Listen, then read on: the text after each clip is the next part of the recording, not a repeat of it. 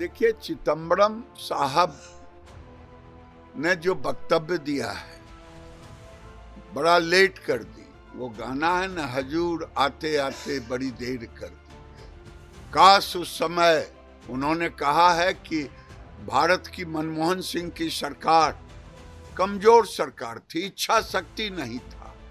और वो इच्छा शक्ति इसलिए नहीं था कि पाकिस्तान को कांग्रेस वोट का टूल मानता है, और केवल वोट का, इसीलिए शाहबानो केस में भी घुटने टेका था। मुझे समझ में नहीं आता है देश बड़ा है कि पार्टी बड़ी है कि वोट बड़ा है। एक अल्पमत की सरकार नहीं थी, लेकिन इच्छा शक्ति कमजोर थी, इच्छा शक्ति नहीं था। अगर उस समय नरेंद्र मोदी की सरकार होती तो आज पाकिस्तान के ऊपर जो कार्रवाई की गई आतंकी संगठन के ऊपर मोदी जी ने की ऑपरेशन सिंदूर के तहत, शायद उसी समय कार्रवाई मोदी जी अगर प्रधानमंत्री होते उसी समय कार्रवाई करते तो ऑपरेशन सिंदूर करने की जरूरत है। एक आपने सोशल मीडिया पर आई लव मोहब्बत लिखी, उसका क्या मतलब था? यार, लगता है आपने देखा नहीं। उसका मतलब यही है, ये भारत है, ऊपर में लिखा हुआ है जय सनातन जय महादेव। भारत की पहचान सनातन से है, सनातन ही रहेगा। जिसको इच्छा हो अंग्रेजी में बोले, चाइनीज में बोले, उर्दू में बोले, पाकिस्तानी में बोले, जिस भाषा में बोलना हो उस भाषा में बोले, लेकिन सनातन के बगैर भारत की पहचान नहीं है।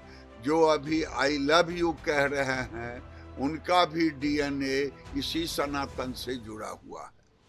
आरएसएस का, राष्ट्रीय स्वयंसेवक संघ का भी 100वां वर्ष पूर रहा है, जो पूरे दुनिया में एक ऐसी संस्था जो संस्था रचनात्मक काम करे, सांस्कृतिक काम करे, 100 वर्ष पूरा किया। देश में जब भी आपदा विपदा आया तो संघ के स्वयंसेवक उसमें लगे रहे। ये राहुल गांधी जैसे लोगों को केवल सबको गाली देना आता है। 7 जन्म लगेगा संघ का स्वयंसेवक बनने के लिए, क्योंकि संघ का स्वयंसेवक राहुल गांधी जैसे लोग नहीं बन सकते जो भारत को गाली देते। भारत के मान सम्मान के लिए ही पूरे दुनिया में संघ का काम हो रहा है। और 71 में जब पाक और हिंदुस्तान भारत की लड़ाई हो रही थी तो पूरे सिविल पुलिस, कहीं बाढ़ हो कहीं सुखाड़ हो, वहाँ संघ का स्वयंसेवक दिखेगा। अर्थक्वेक हो, आपदा में हर जगह।